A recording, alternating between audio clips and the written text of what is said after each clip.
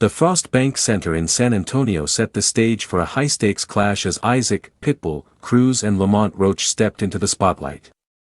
Two former Gervonta Davis opponents, two fighters with something to prove, and one WBC Interim Super Lightweight title on the line. Roach entered the arena knowing he would leave his WBA Super Featherweight championship behind the moment he touched the canvas, moving up in weight to chase a new crown.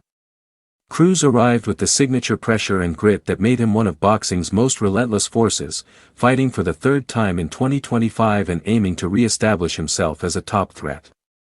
Roach came in with only one loss on his record and carried the confidence of someone who had taken Davis to a highly debated majority draw.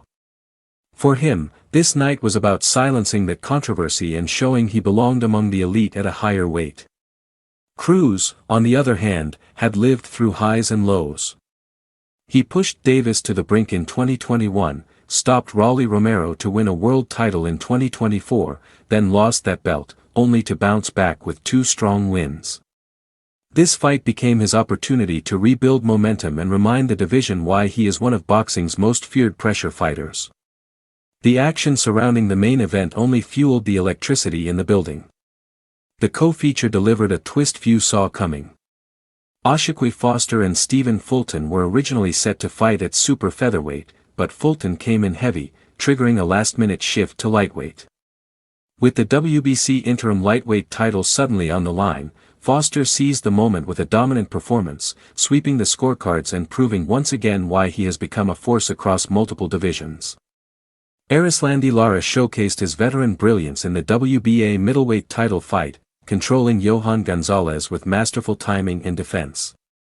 Every round widened the gap until the judges delivered lopsided scores that reflected Lara's complete command.